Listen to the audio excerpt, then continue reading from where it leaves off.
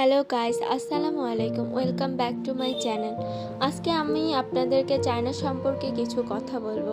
আপনারা হয়তো বা চায়না সম্পর্কে অনেক ভুল ধারণা কি ভালো ধারণা আছে, তবে আমি যেহেতু চায়নাতে পড়াশোনা করি সেক্ষেত্রে আমি চায়না সম্পর্কে আপনাদেরকে কিছু কথা বলতে চাই, যেটা আমাদের বাংলাদেশে সবসময় মানুষ এভাবে ভালোভাবে দেখে না। যেরকম চায়নাতে হচ্ছে একটা মেয়ে এবং ছেলেকে যেভাবে দেখা হয়, বাংলাদেশে কিন্তু একজন মেয়ে এবং ছেলেকে সেইভাবে দেখে না, এবং বাংলাদেশের মানুষের মেন্টালিটি ওইভাবে গ্রোই হয়নি। যেমন চায়নাতে একজন ছেলেকে যেভাবে দেখা হয়, একটা মেয়েকে সেই সমানভাবে দেখা হয়। চায়নাতে একটা ছেলে যেরকম কাজ করতে পারবে, একটা মেয়েও সেম সেই কাজটাই করতে পারবে। ওখানে কোনো নিয়ম নাই যে একটা ছেলে এই ড্রেস পরতে পারলো, একটা মেয়ে এই ড্রেস পরতে পারবে না, কি একটা মেয়ে এরকম করতে পারলো, একটা ছেলে এটা করতে পারবে না। চায়নাতে ছেলেরা যেমন ঘরে রান্না করতে পারে, ছেলেরা যেরকম বাইরের কাজও করতে পারে, মেয়েরাও সেরকম বাইরেও কাজ করতে পারে, ঘরে রান্নাও করতে পারে।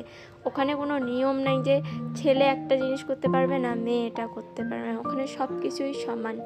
আর আরেকটা জিনিস আমার সব থেকে বেশি ভালো লাগে, যেটা হচ্ছে ওরা কাজের ক্ষেত্রে কোনো উঁচু নিচুভাবে এভাবে দেখে না।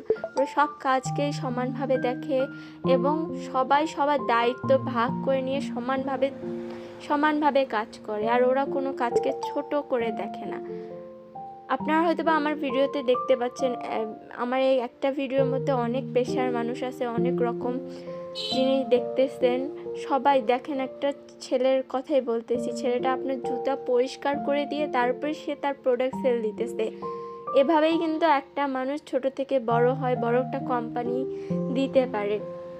আজকে হয়তো বা ছেলেটা ওইভাবে একজনের পায়ের জুতা পরিষ্কার করে তার নিজের প্রোডাক্ট সেল দিতেছে, কালকে হয়তো বা তার শোরুমে গিয়ে মানুষ ওই প্রোডাক্টটা কিনবে।